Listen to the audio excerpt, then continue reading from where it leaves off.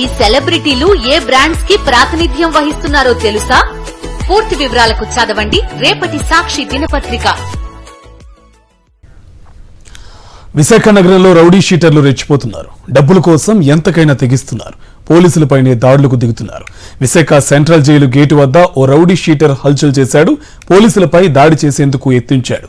Jail gate ఎదుట escort పోలీసులతో వాగ్వాదానికి దిగి దుర్భాషలాడాడు. కూటమి ప్రభుత్వంలో పోలీసులపై వరుస దాడులు జరగడంపై చర్చనీయాంశంగా మారింది.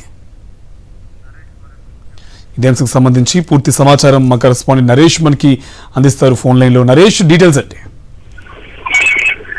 కార్తిక్, ప్రస్తుతం విశాఖపట్నంలో కూటమి ప్రభుత్వం ఏర్పడిన తర్వాత ప్రజలను రక్షించే పోలీసులకే రక్షణ కరువైంది. మనం గత నెల రోజుల వ్యవధిలో చూసుకున్నాము, గత నెలలో కూడా చూస్తున్నాము. పూర్తిగా కూడా కానిస్టేబుళ్లపై, అదేవిధంగా పోలీసు అధికారులపై అనేక దాడులు జరిగాయి. గంజాయి మత్తులో అనేక మంది రౌడీ షీటర్లు దాడికి యత్నించారు. ఒక కానిస్టేబుల్ చెయ్యి విరిచిన ఘటన కూడా చోటు చేసుకుంది.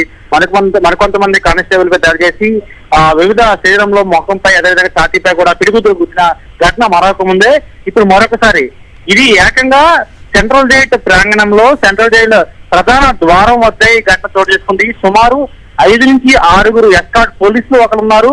వారందరిపై ఒక రౌడీ షీటర్ దుర్భాషలాడుతూ దాడికి ప్రయత్నించాడు. ప్రస్తుతం మన వీల్స్ చూసుకోవచ్చు ఏ విధంగా ఉన్న పరిస్థితి అనేది. అంటే పోలీసులకే రక్షణ కరువైందంటే సాధారణ ప్రజలకు రక్షణ ఏ విధంగా దక్కుతుందని కూడా ఇక్కడ ఉన్న ప్రజలు ఆందోళన వ్యక్తం చేస్తున్న పరిస్థితి కనిపిస్తుంది. పూర్తిగా కూడా రౌడీ షీటర్లు విచ్చలవిడిగా రాజ్యం ఎదుగుతామని చెప్పుకోవచ్చు.